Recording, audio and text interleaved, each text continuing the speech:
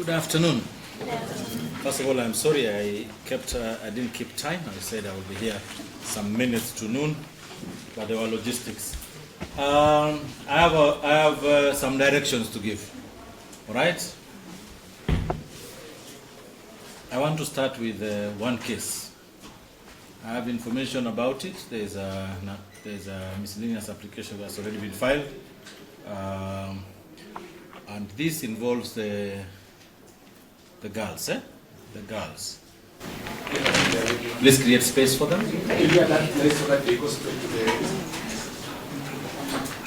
And I think in their order, do you have them in their order? Yes, we have the order. The field officer has the order. You have the order? Yes, we have the order in which they will appear. You have the order in which they will appear. All right.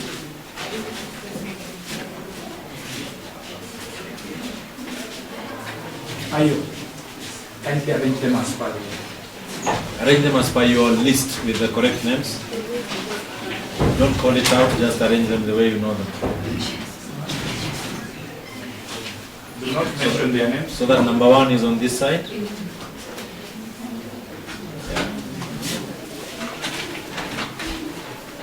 The first one, double A, should be on this side. Double A should be on that side? On this side. Yes. How have you arranged them this side? Even if you have arranged them that side, it's okay. I can give an exception.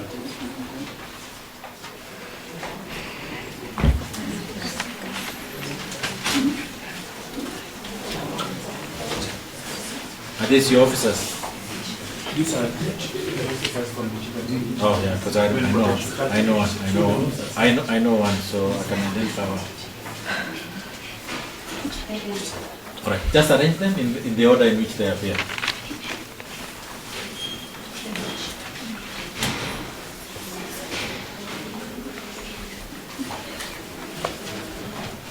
All right, you can call the matter. We're now dealing with the miscellaneous E111 of 2026. Yes, prosecution. So the prosecution is led by? The prosecution, Your Honor, is led by Ms. Emma Bosire, appearing for the state on behalf of the applicant. Bosire. I appear for the state.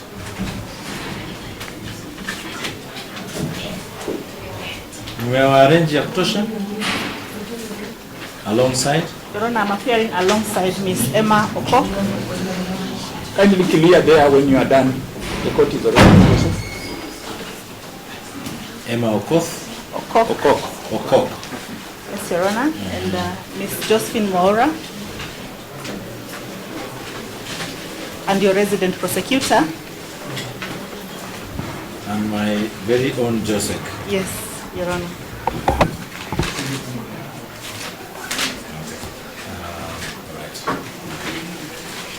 Yes. On the part of the victim's family, my name is Arraigned. I appear alongside Mr. Mbogo Masharia. I appear alongside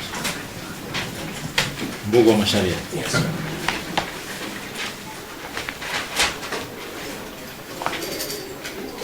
For the victims? Yes. Yes. If it pleases you, Your Yes. Honor. Yes. Mr. Mugire. So first of all, this is Bernhard. Yes, Your Honor, this is required Bernhard teach. But I can be identified simply as keep quiet. Keep quiet, yes. Keep quiet for the fourth, I appear for the fourth, eighth, eighth, and ninth respondents. and ninth respondents. Whereas Mr. Mugire appears for the first, Mugire for the first, second, Mr. Mugire. Third. His other name is Mugire who? Hezron. Yes. It's okay, go on, keep quiet. for the first, second, third, fifth, sixth. For the rest. Yes, for the rest. First, second, After it goes all the way to number 7. fifth, sixth, and seventh respondents. Yes, Yes. Anyone else? For quorum purposes? For the respondents, that is the appearance. That's the appearance. And then we have the presence of Yes, Your Honor. yes, I am Pilot Chaimba. pilot like Yes, pilot like pilot. I am Kaimba. from the State Department I am from the State Department of Children's Services, Nakuru County. State Department of Children's Services for Children's Children's Services, Services, Nakuru County. Nakuru County, Your Honor. Nakuru County. Yes, probation. Do you have anyone from probation? Good. So we can start. Yes. Your Honor, the application before you, So Ms. Priscilla, yes, Your Honor, the application. before you is a notice of motion dated the 2nd of June, 2026. Your Honor, and coming under Article 49(1) F and G of the Constitution, Article 53F of the Constitution, and Section 36A of the Criminal Procedure Code. 30. 36A, Your Honor, The CPC. of the CPC. Yes. Your Honor, the applicant is seeking to have the respondents held at the Nakuru Children's Remand Home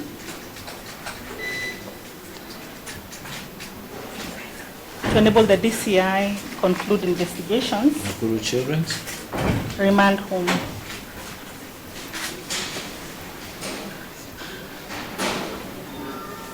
Your Honor, the application is supported To enable the DCI. conclude investigations.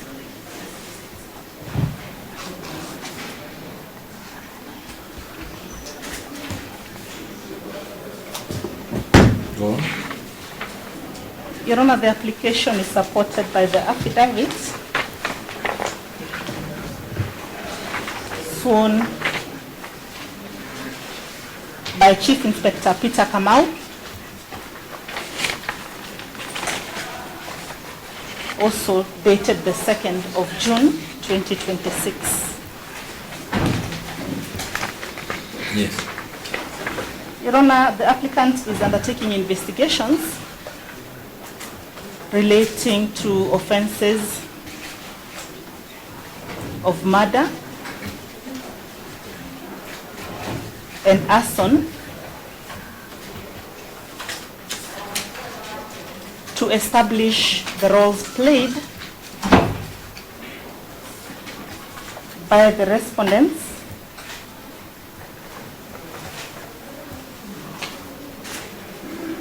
in the fire incident that occurred at Utumishi Girls Academy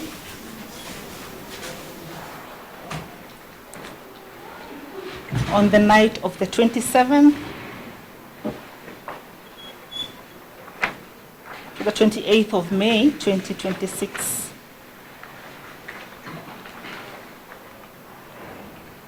That resulted in the unfortunate loss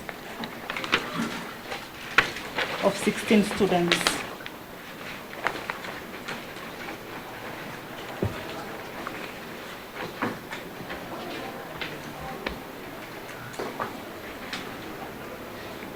Go on. Your Honor, our grounds that are in support of the application are that the investigators are currently waiting for critical, forensic, technical and structural reports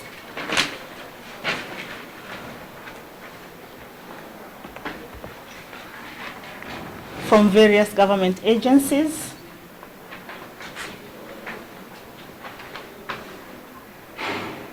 and therefore will require time to receive these reports and analyze them.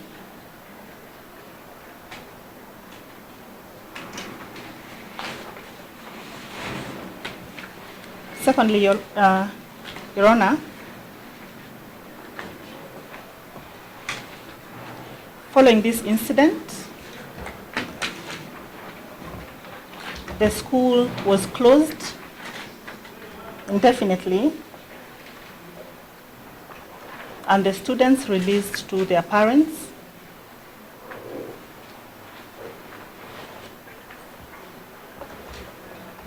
Meaning, therefore, that potential key witnesses in the matter are now located in diverse parts of the Republic, requiring now time for the investigators to trace them for purposes of recording their statements.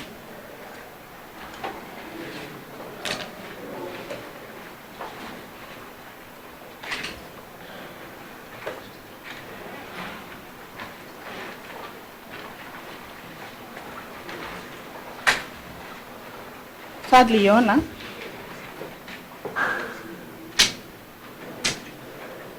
preliminary investigations have demonstrated a likelihood of interference,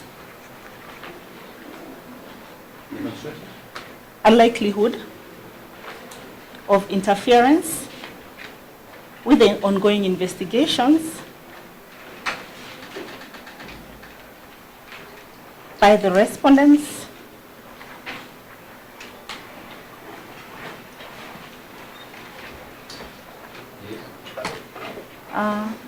fourthly,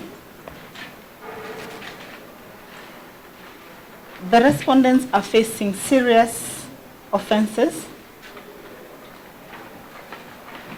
and the incident, Your Honor, has elicited public outrage, thus placing the safety and the lives of the respondents in imminent danger if they are placing the safety of the respondents, safety and lives of the respondents in imminent danger if released on bail or bond.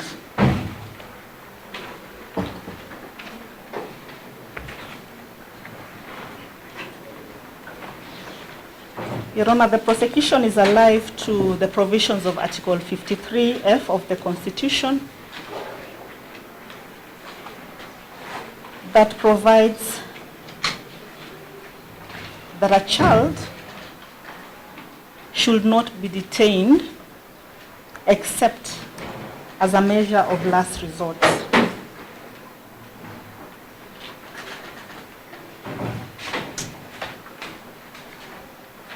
Similarly, the Children's Act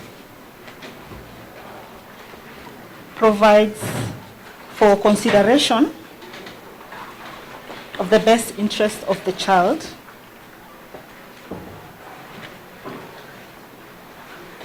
However, Your Honor, we submit that the principle must be interpreted on a case-by-case basis.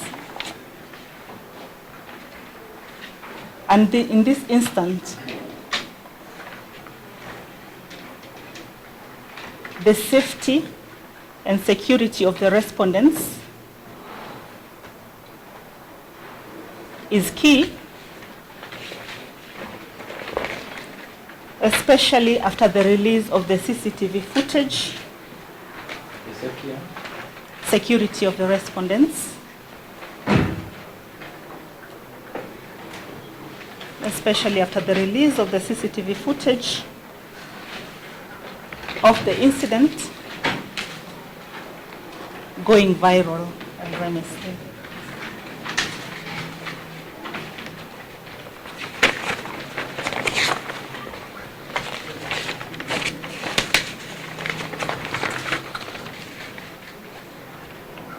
For those reasons, Your Honor, I pray that this honorable court finds that the reasons we have advanced are compelling enough to warrant the detention of the respondents for a period of 30 days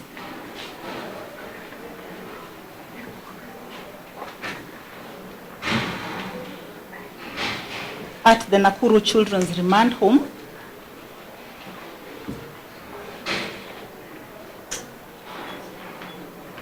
for their own safety and security, and also to enable the investigators finalize on their investigations. We also believe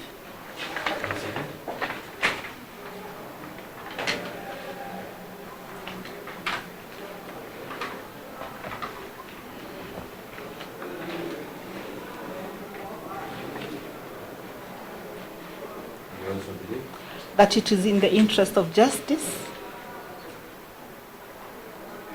and within your discretion, Your Honor, to grant the orders that we have sought.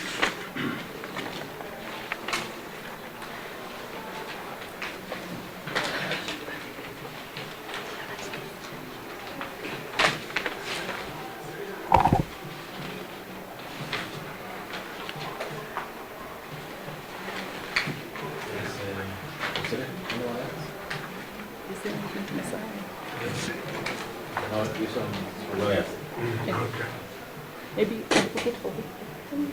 We have audience.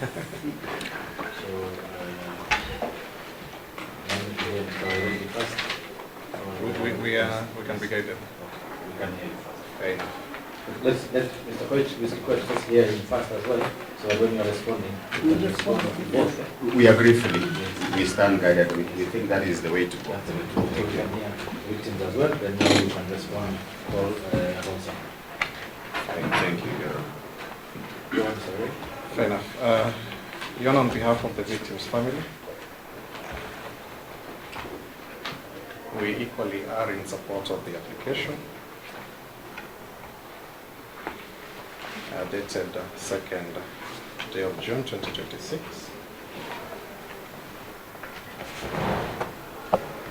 And in considering this application, Your Honor, and based on the Victims Protection Act, and more specifically, sections 4, 9, and 10,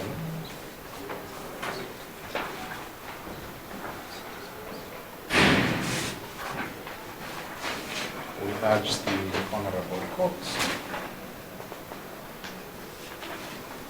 to take into account the magnitude, the nature of the offense, and the public outcry.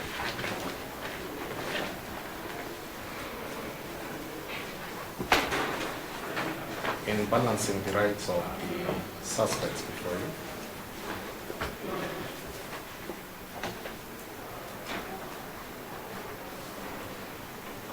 as against those who are not able to appear before you,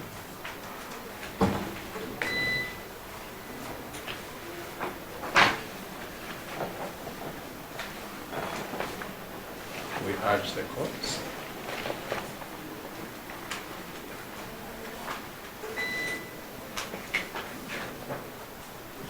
to take into account the stakes and the necessity for adequate investigations to be completed. The request before you is one, that we find necessary and just in the circumstances.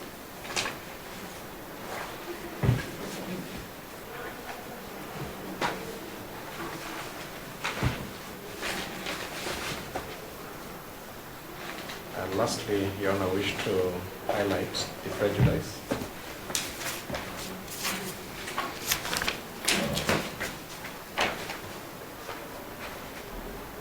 The prejudice that may be occasioned on the part of the victims and their families if the request is disallowed.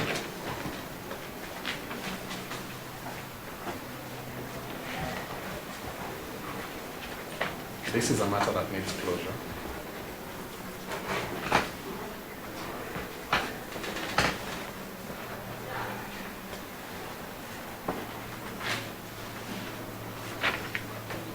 And it can only be obtained if the wheels of justice are allowed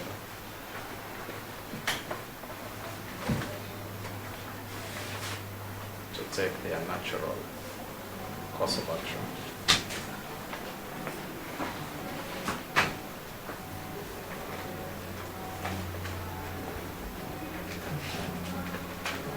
Permit the investigators to complete the investigations.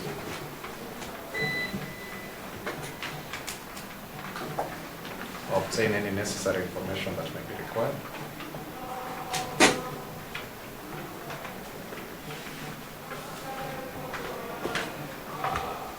It is not a request that prejudices the suspects before you, but in disallowing the application, it will prejudice the victims and the families. So we urge to allow the application dated 2nd day of June 2026.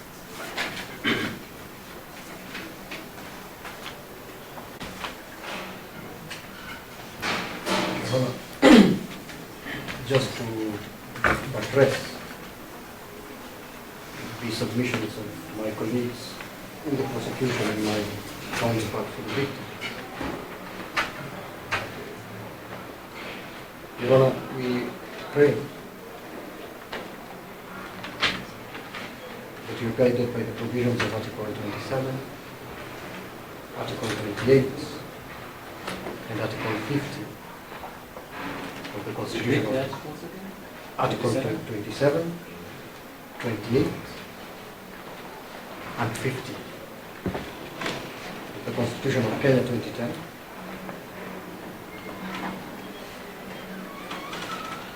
which upholds, or rather provides for the upholding of the dignity of the victims.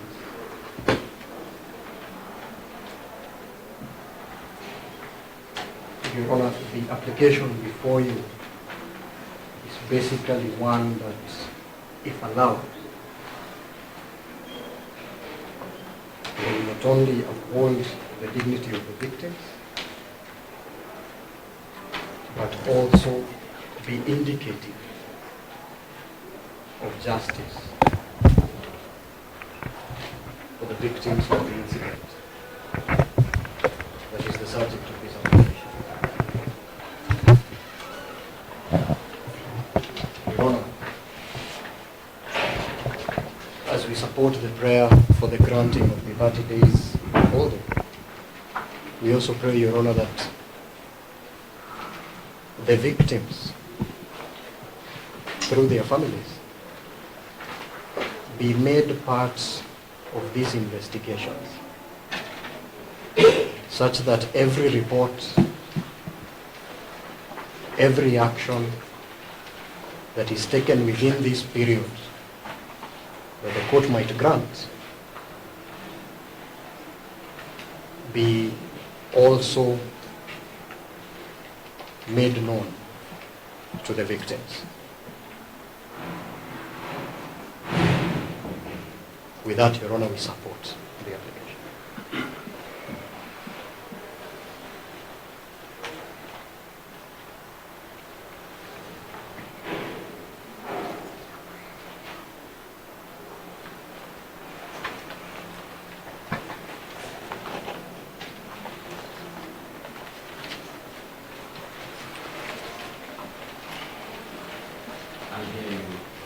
Thank you, Your Honor. Thank you. My name is Mugire.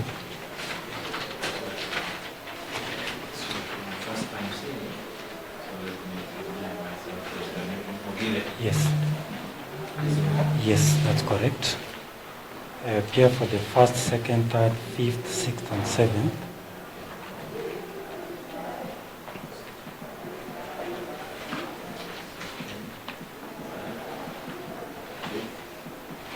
Sixth and seventh.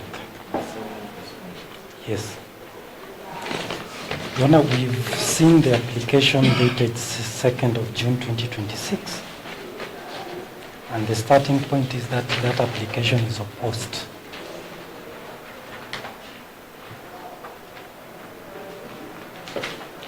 And I'll demonstrate why we oppose that application.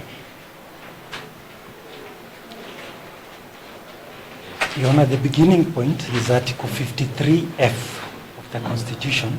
Article 53F. 53F of the Constitution, as read with Section 223 of the Children's Act 2022. Section 223. Your Honor, those two provisions of the law do not require pre-trial detention of minors.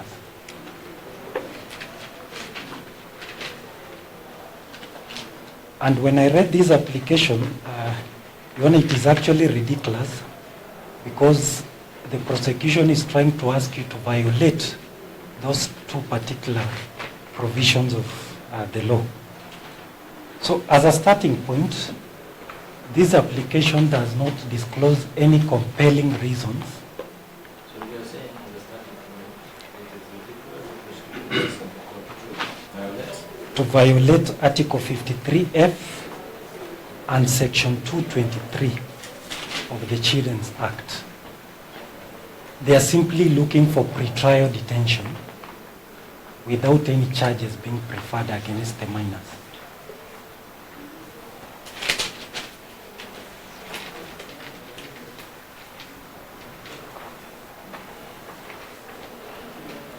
Your Honor, there are no compelling reasons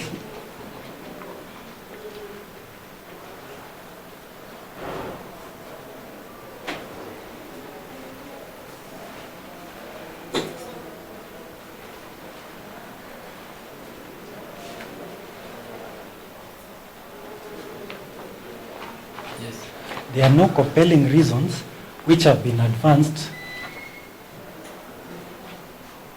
why the minors should actually be detained. And I'll demonstrate each.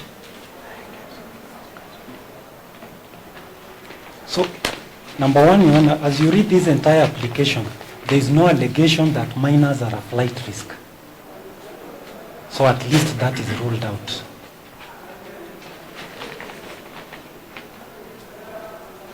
Number two, Your Honor, the prosecution says that the deponent of the affidavit, says that various government agencies are involved in investigation, and the process may take some time to complete. That's paragraph 5 of the supporting affidavit to that application. Now, Your Honor, the question you ask yourself at that point, if you release these minors, are they going to interfere with government agencies not to conduct investigation? And the answer is no.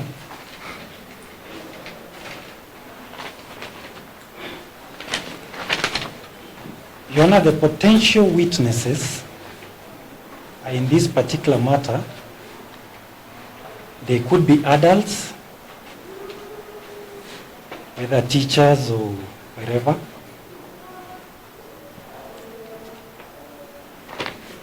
Are they saying that these minors are going to exercise undue influence against those potential witnesses so as to interfere with the investigation? And the answer is no.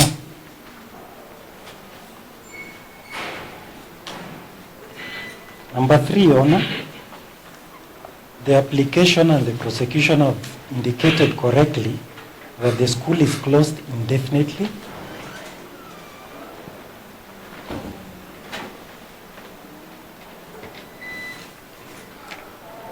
And the students were released to their parents.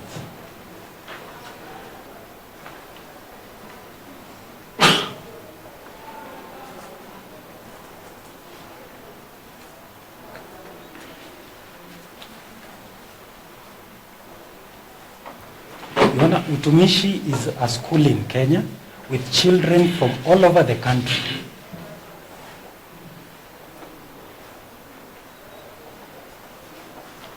Now, does the prosecution try to tell you that these children, if you release them, they are going to those separate homes, look for the other children, convince them not to come and testify against them? It's ridiculous. Sorry, repeat that. The school has been closed. Children can come from all over the country. Yes. Now, it's not possible for these minors, they lack the resources, they lack the means, to be able to go around the entire country. You say the children, you mean the respondents? Yes, that's what I mean. So it's not possible for the respondents Yes. to have the means Both financial and other means to go around the country, look for potential witnesses, either from the student population or parent population, and convince them or interfere with the investigations in any manner. It's not practical.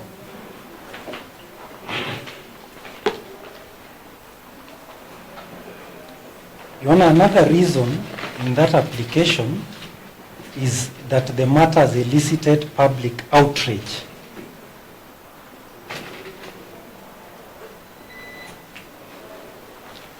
And Your Honor, you'll allow me to draw an analogy. The last time history teaches us that public outrage was used in a trial of Jesus of Nazareth, the trial was unfair.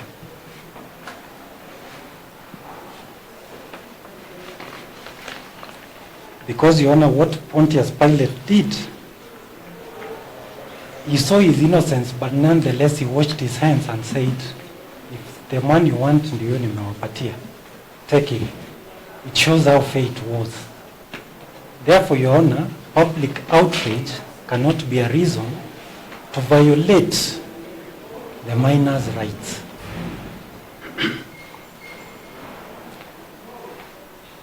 Your Honor, closely related to that is that because of that public outrage, they say that the safety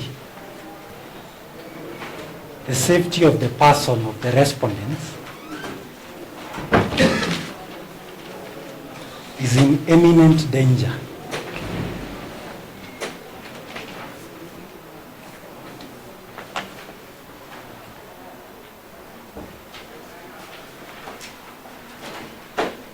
Your Honor, nothing can be further from the truth.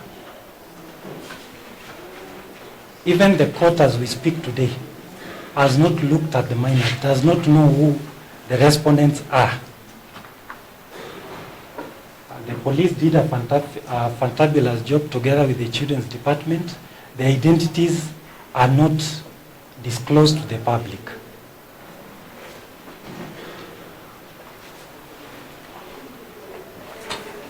So how is the identity becoming an issue that now if they are released, their safety to their person will be prejudiced?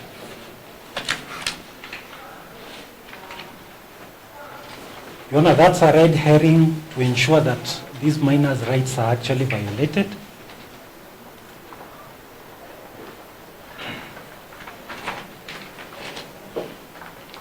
And Your Honor, we ask the court to sieve out that needle of truth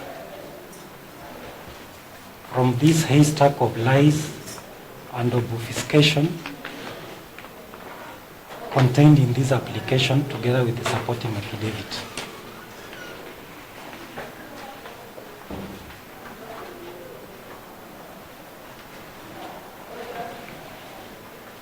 Your Honor, the likelihood of interference in any investigations has not been disclosed whatsoever. These minors equally required to continue with the education. They have a right to education. And when the prosecution asks for 30 days,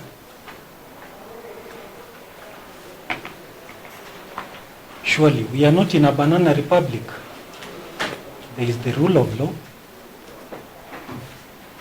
The best interest of the child does not require any such pre-trial detention.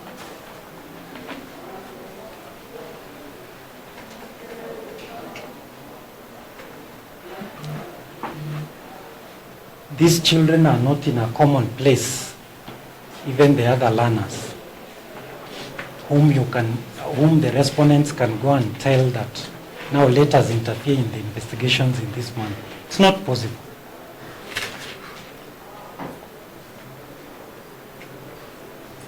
It is some kind of warped reasoning to violate the rights of these minors. And Your Honor, with those submissions, we oppose the application and pray that you grant the release of these particular minors. Thank you. How do you, what do you mean to release? Explain. Actually, they are not yet charged formally, but nonetheless, you decline this application. Yes.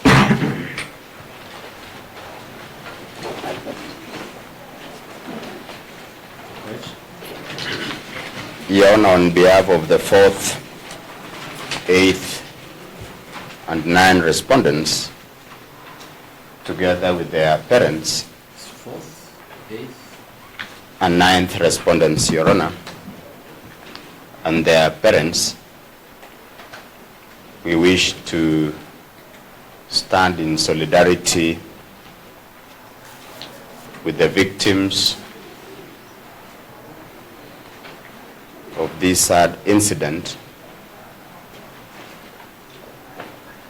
and Kenyans at large, and convey very sincere condolences to the families, relatives, friends,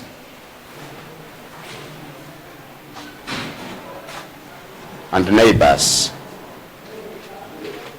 of the 19 children who lost their lives. the figure again?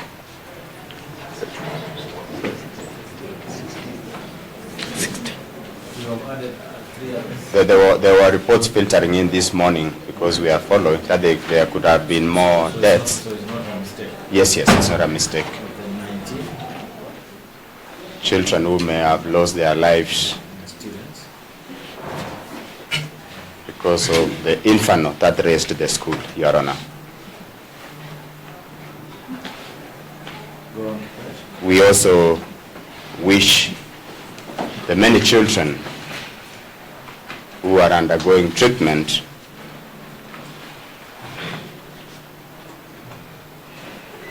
the quickest of recovery, and my clients and their families stand with them during these very difficult times, Your Honor.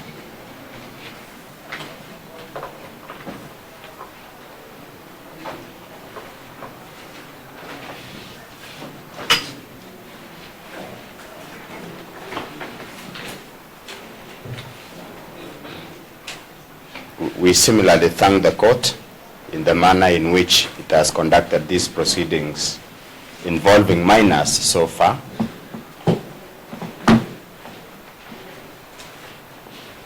And even the manner in which the prosecution supplied us with the application in good time, Your Honor. It was very professional of my colleagues from the ODPP with the investigating officer.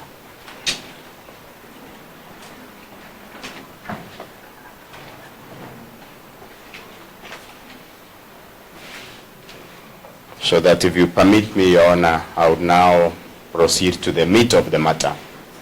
Please do. Your Honor, you are invited by the prosecution to detain the respondents for 30 days.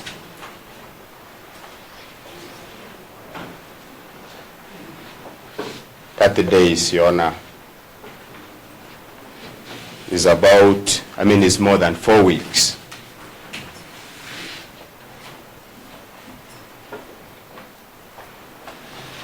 Ordinarily, this court is empowered under Article 49, 1H to admit the respondents to bond or cash bail,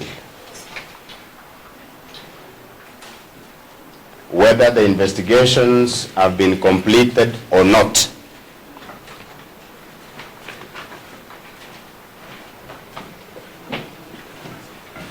And Your Honor, there is only one issue that should engage the mind of the court as to whether a suspect should be released on bond or not. And that is one reason, Your Honor. The absence or presence of a compelling reason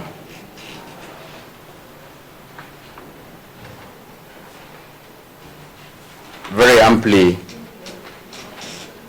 Your Honor, we submit that the prosecution has not established a compelling reason.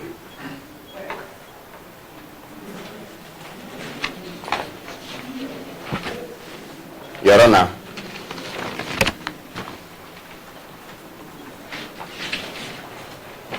you've been told that there are a multi-agency operation. This could be true.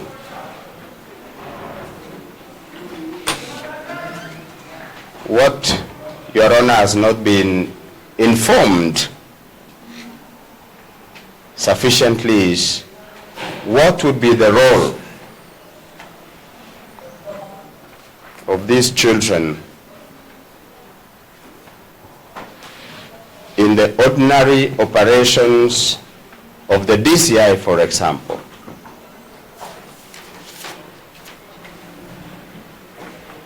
Can they interfere with the government chemist?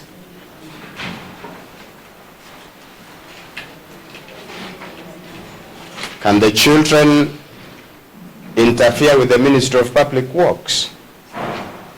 And the answer, Your Honor, is that it's not possible for these children to interfere with these government agencies.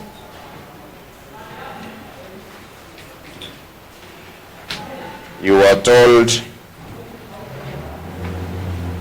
that there are many children released after the closure of the school. The correct number is 800 children.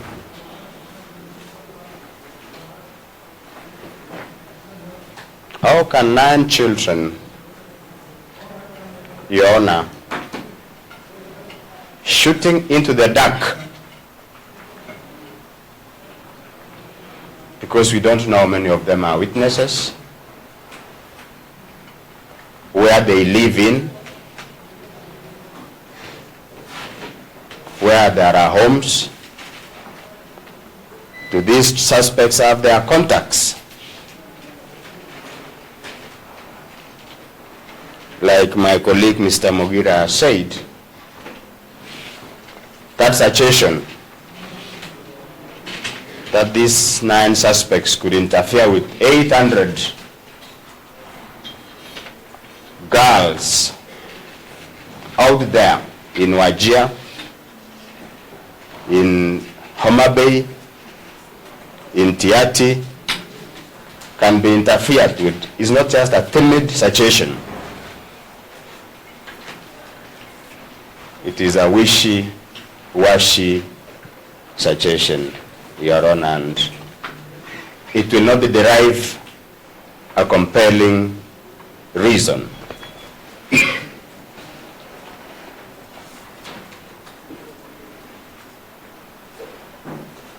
Your Honor, on public outrage,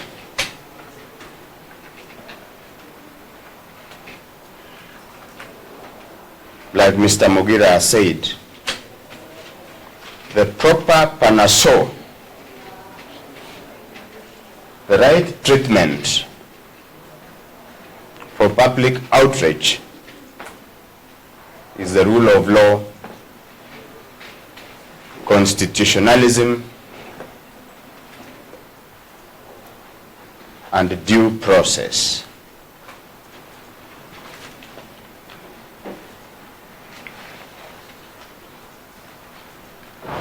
Justice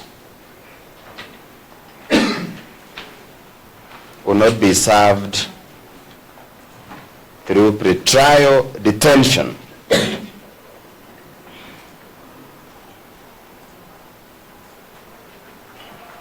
The victims,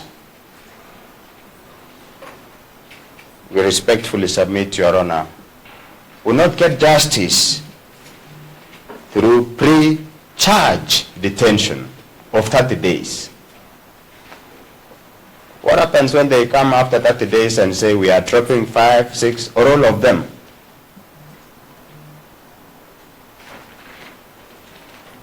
They shall not take plea because there is insufficient evidence. Because they would have been detained through a court order, they would have no compensation for violation of their right to liberty, Your Honor. This being a senior court and a very fair court, please take note, Your Honor, that public outrage is an unruly horse. It should be served with what the Constitution provides and the rule of law, not through pre-trial detention or pre-charge detention.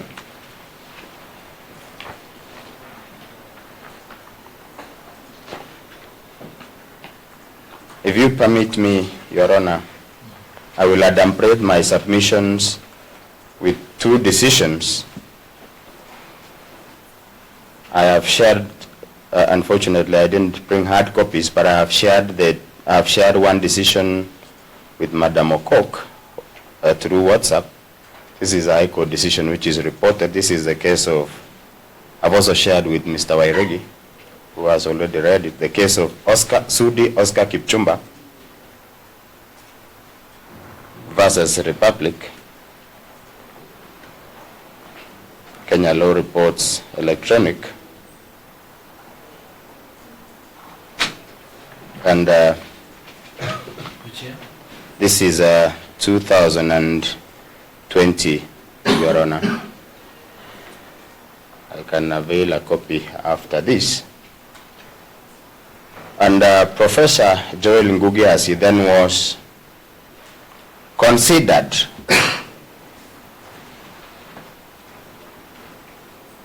similar issues, security of the suspect, and Your Honor, the court made it very clear that it is the responsibility of the security apparatus of this country to secure suspects, secure witnesses, and they can't use that as a compelling reason to deny bond.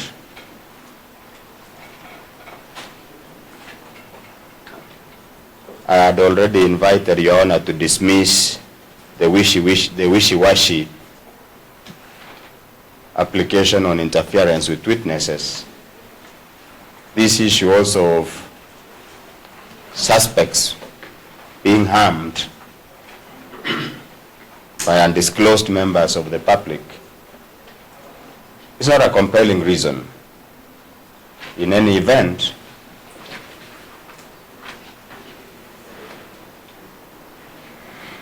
remand institutions are not meant to provide securities for people who are under threat.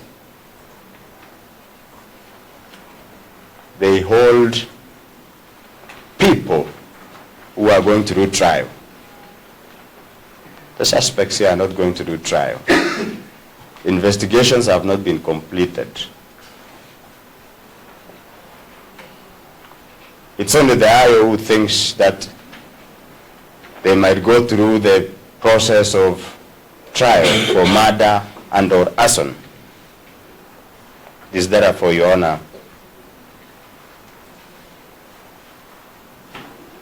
underwhelming to suggest that you use the issue of want of security as a compelling reason. The parents are here. They have committed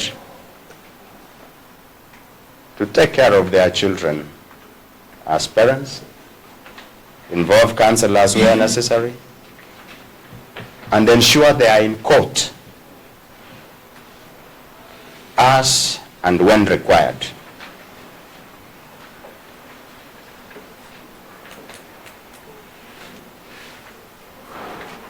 At paragraph 24 of that decision by Justice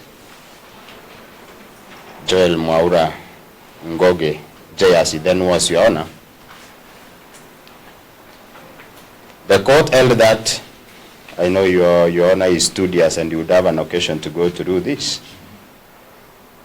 The court held that the state must persuade the court that it is acting in absolute good faith and that the continued detention of the individual without a charge being preferred, whether provisional or otherwise, is inevitable due to existing exceptional circumstances. Your Honor, there's nothing exceptional. These children have no access to DCI. They have no access to the government institutions or even the school. The school has been closed. They can't access the 800 children from Utumishi Girls Academy. Let the investigations run. Grant these children bond and or cash bail. If they are supposed to, if the court directs they report every 2 weeks at the DCI in Nairobi, Naivasha or Nakuru, the children will comply.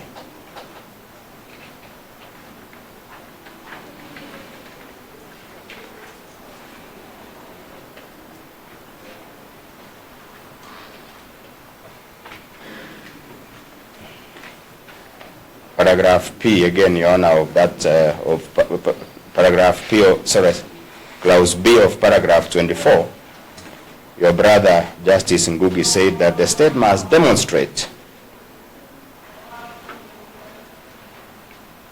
that this kind of pre-charge detention is the least restrictive action.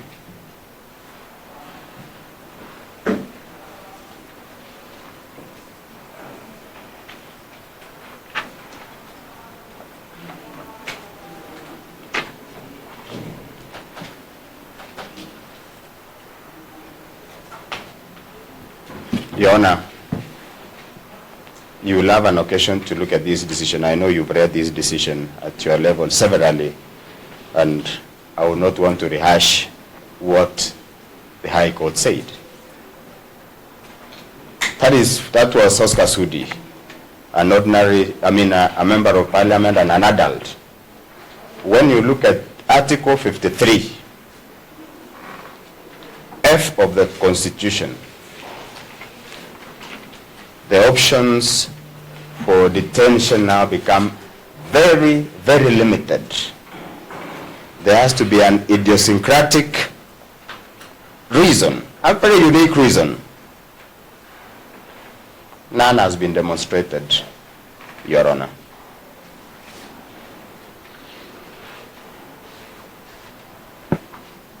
And finally,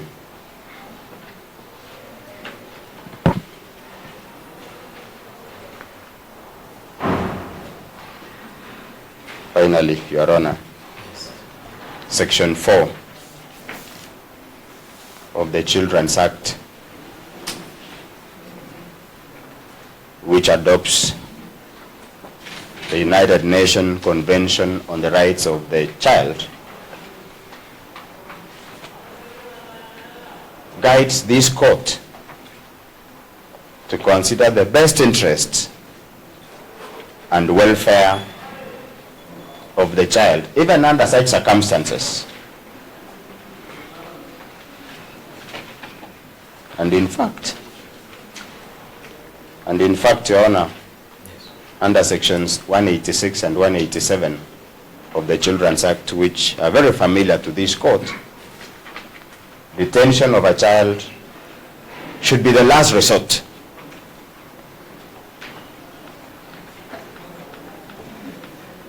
What is then our ask, Your Honor, if you are persuaded not to allow this application?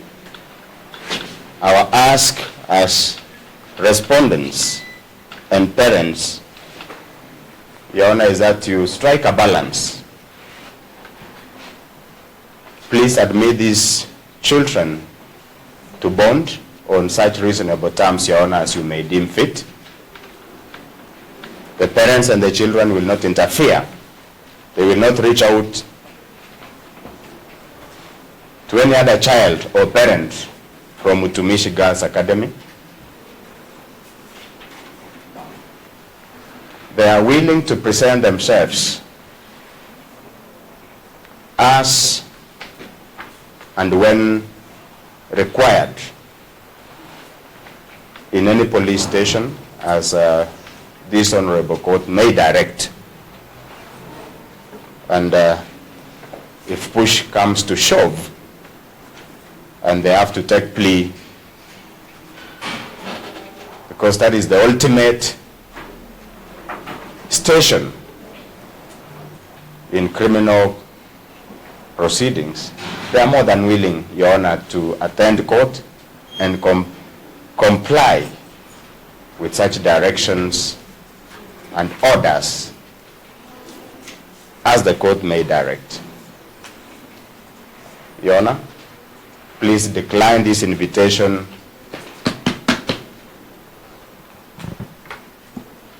to bring back pre-trial detention, pre-charge detention. Decline the invitation, Your Honor, and adopt a progressive approach where justice is served for victims, for suspects, and for the rule of law. Your Honor, you will, when you retire, you will consider this decision on children. This is JMK and 9 others, JMK and 9 others versus Republic. This is Kenya Law Reports 2015, by Justice George Dulu, who emphasized the best interest of children,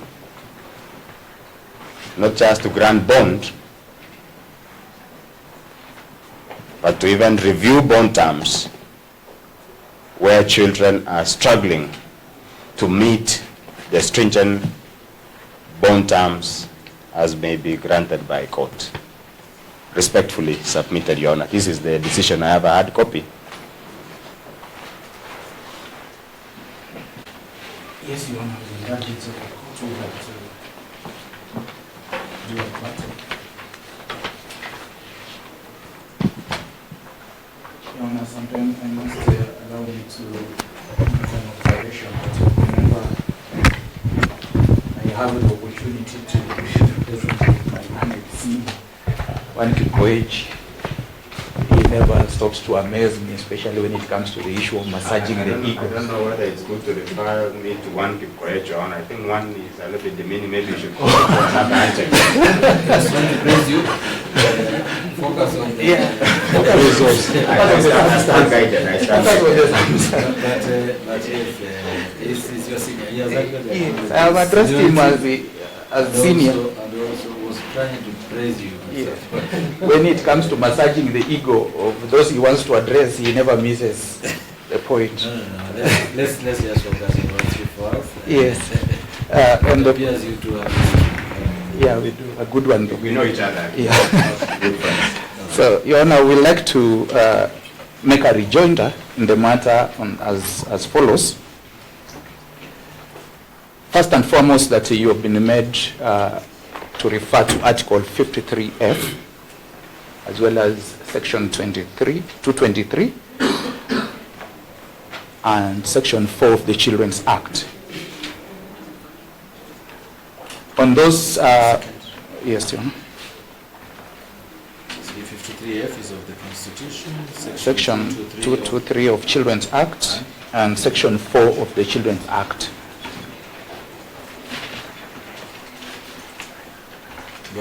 Of importance to note that, Your Honor, in those sections that you've been referred to, as well as the provision of the Constitution, it seeks to address the question of the best interest of the child,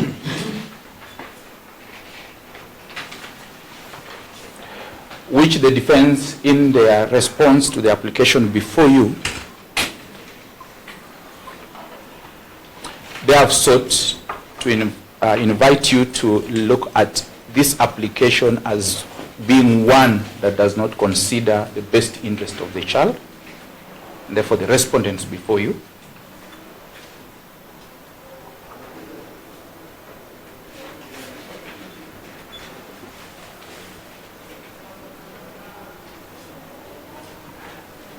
The prosecution, on the other hand, has advanced very clear and elaborate application supported with an affidavit of a chief inspector,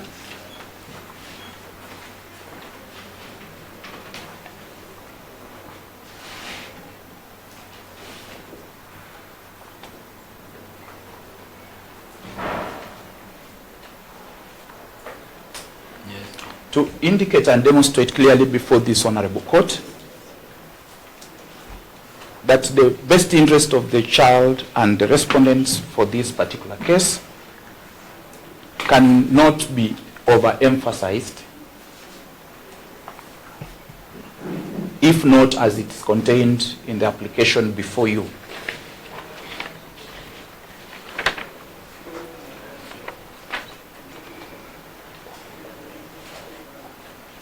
As nobody can state that they are preserving the best interest of the respondents if we do not preserve their security and safety.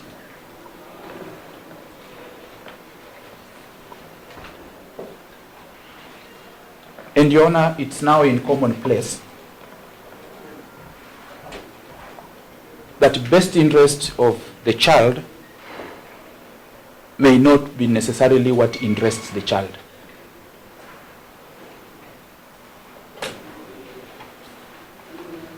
What the defense has advanced and requested you is most likely what will interest the respondent.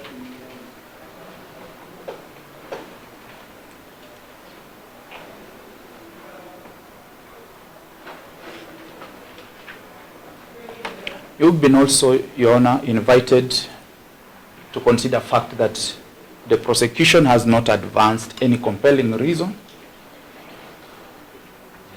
to warrant this honorable court to consider pretrial detention. Your Honor, as you may know, the prosecution does not require to prove all available compelling reasons to warrant a court of law to consider pretrial detention.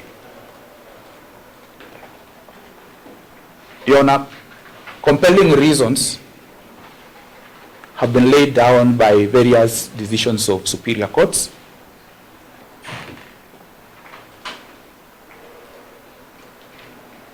And one celebrated law as a classical of this particular area of law is the celebrated case of Republic versus Jokton Mayende. Jokton, it's J-O, Jokton Mayende. Mayende, correct.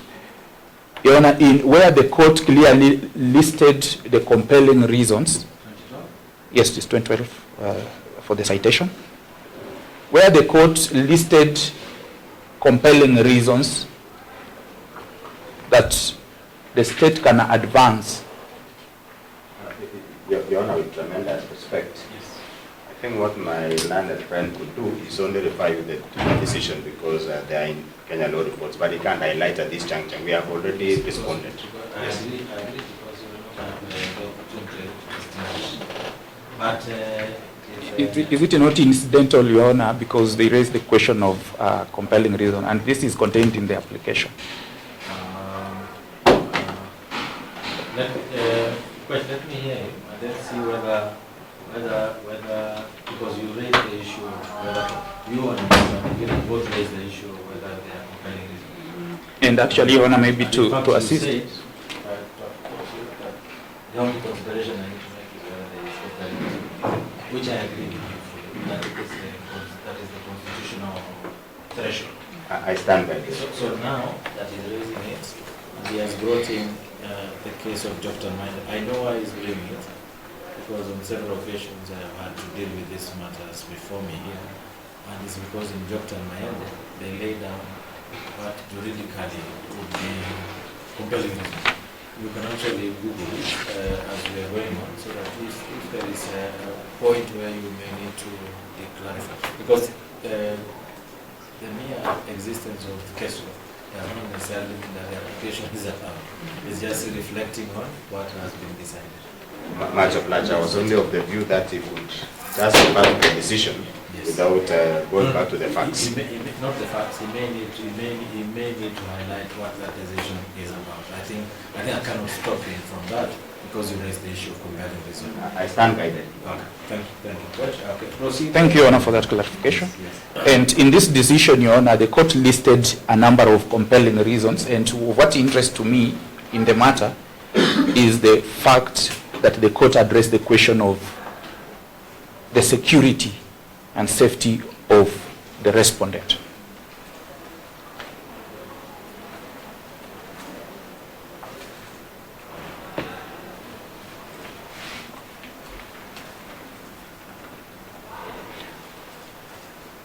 Your Honor, you've also been invited to look at the fact that the respondents are not a flight risk in the consideration of the response by the defense. Yes. And it is our submission that the application before you and the pretrial detention as it is now that forms the basis of this application, it's not only just a functionality of a flight risk.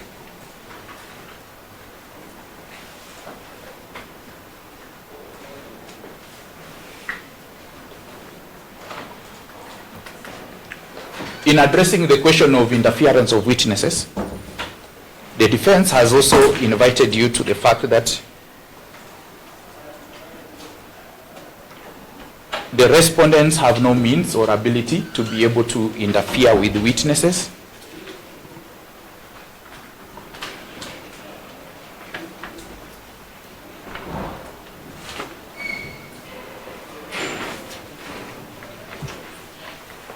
However, Your Honor, counsel has also clearly demonstrated to you on behalf of the respondents that these particular students in this school, Utumishi, they live all over around the Republic of Kenya. And in showing that they cannot interfere with the witnesses, they have also not demonstrated that these particular students could not be neighbors to each other or known to each other, and therefore bring in the question of interference.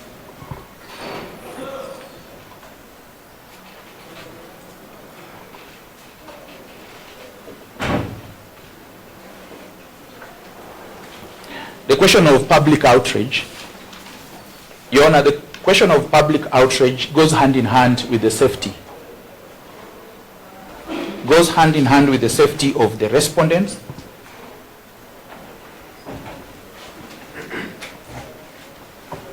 And therefore, Your Honor, the defense cannot invite the court to ignore The demonstration by the way this court is packed and so many people even outside there, the court can take even judicial notices on the fact that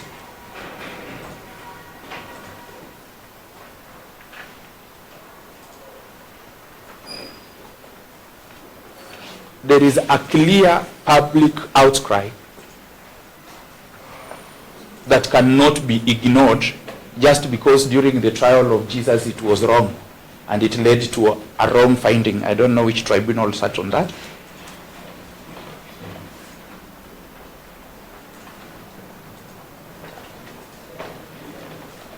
The court can also even take judicial notice that there has been special arrangement in terms of security for this proceeding even to proceed today. If that does not mean anything in terms of what public outrage is, then definitely, Your Honor, I don't know any other possibility that can be able to convince any person properly directing their mind on this matter with regard to what is public outrage is. Counsel has also averred to, in his response, has also referred to the question of the identity of the respondents having been concealed, both inside this court and even outside the court.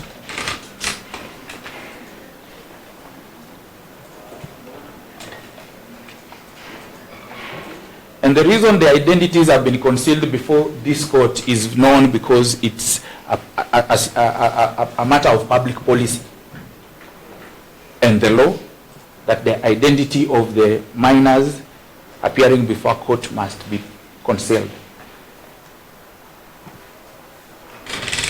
But it will interest the court to know that that identity is not only concealed before this court, it has also been concealed even outside the court.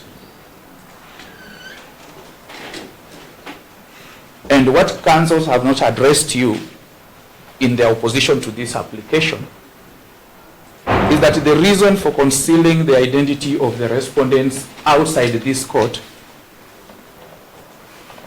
it's again to protect their safety.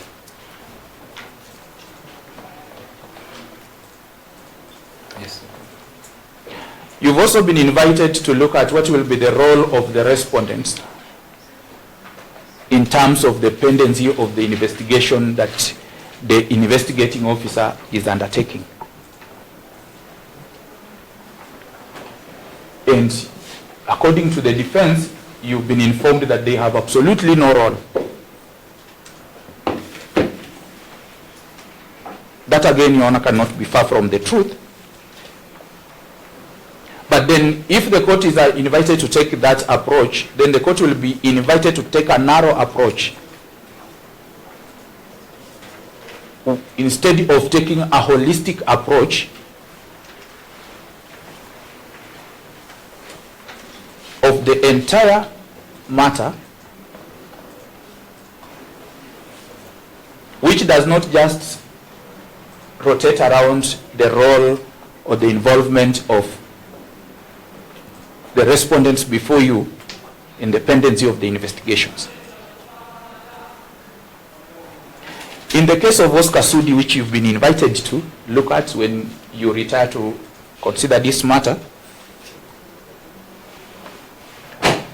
I need not even re-emphasize that particular case because counsel has done the work for me and I will just simply add the cherry on it. Counsel has simply invited you to the fact that the court did not say that there should be no pre-trial detentions. In fact, reading of all that decision, you will be able to appraise yourself that the court was alive to the fact that there will be pre-trial detentions. And that's why the court said there has to be exceptional circumstances. If what we are faced with today is not an exceptional circumstance, where we are faced with a situation where 16 lives now, even with the update from the bar, we are now told we are at 19 lives, young lives which were lost. And and the circumstances surrounding the complexity of the investigation in the matter, then it does not form exceptional circumstances to warrant us to come into the purview of what Professor Justice Ngugi was referring to in the case of Oscar Sudi. Then again, I do not know what exceptional circumstances should be. Again, that court in that matter referred to the question of restrictive, as detention to be a restrictive last resort. Again, it's our submission before this court that this is the last resort.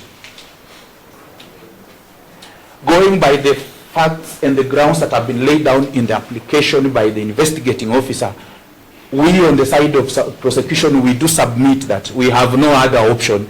This is the last resort. That the respondent, in their own best interest, in the interest of the victims, and in the interest of these investigations, there has to be a pretrial detention.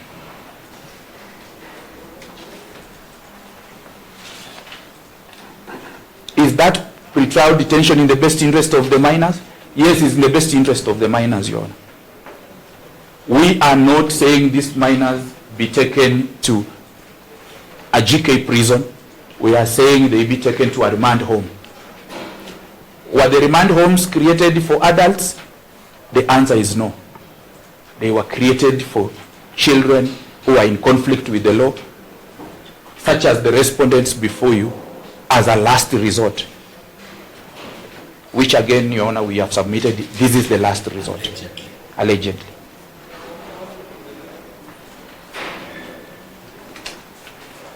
You've been invited by counsel to adopt a progressive approach in interpreting this application and in exercising your mind on this application. Again, we cannot agree more with that invitation. And what is progressive approach from where we sit? Progressive approach is to invite you to deviate from the normal.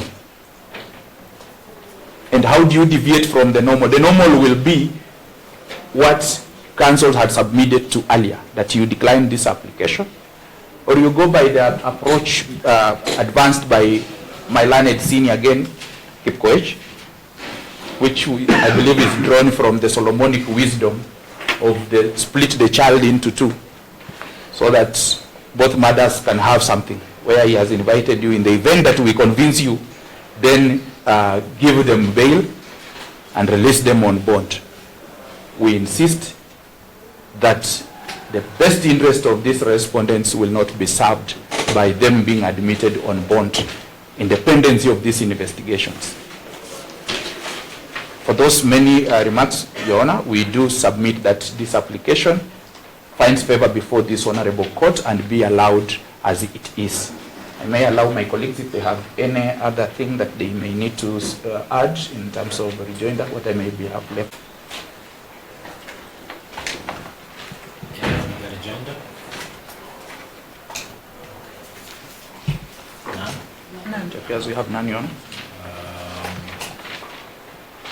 Just to make I wanted to ask a question which will be in the title to my decision.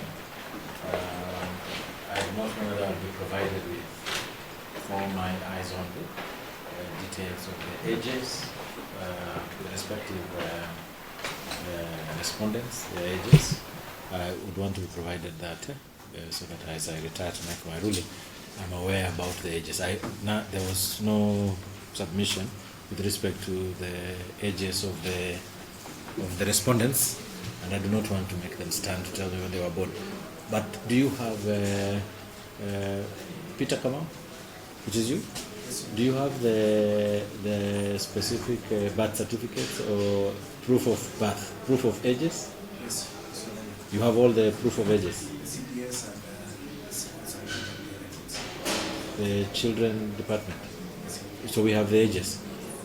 That documentation needs to be provided to the court. So this must be done. Martin, you will receive the documentation because I cannot tell them. I cannot tell that they are children without proof of age. No, we were actually under the impression that the report from the children's office had already been available. Has it been available?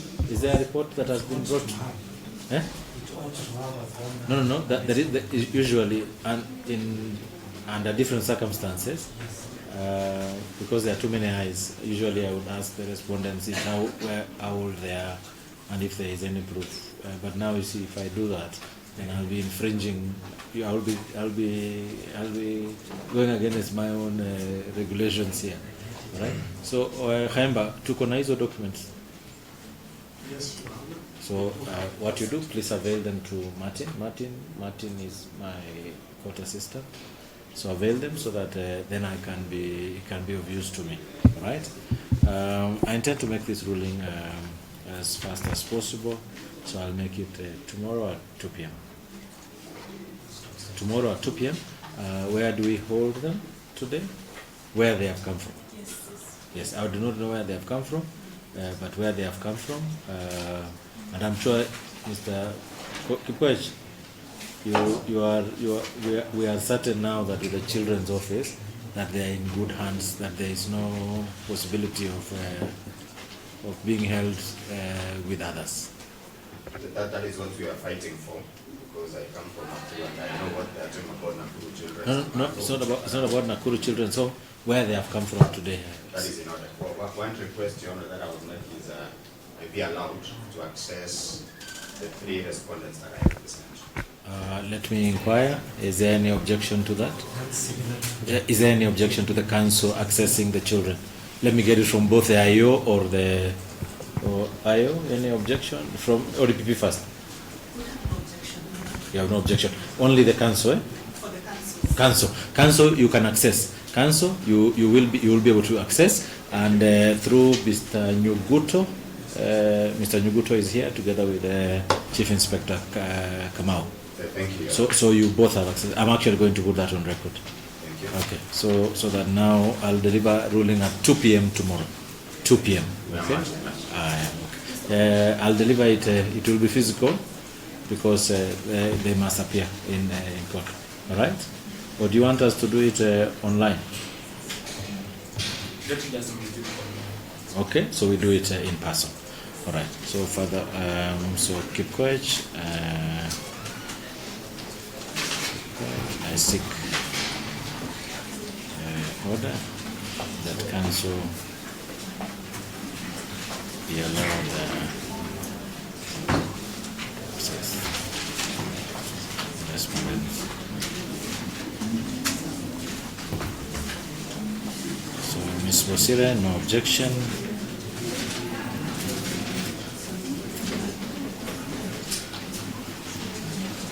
So the 2 advocates, we are still in court, please. The 2 advocates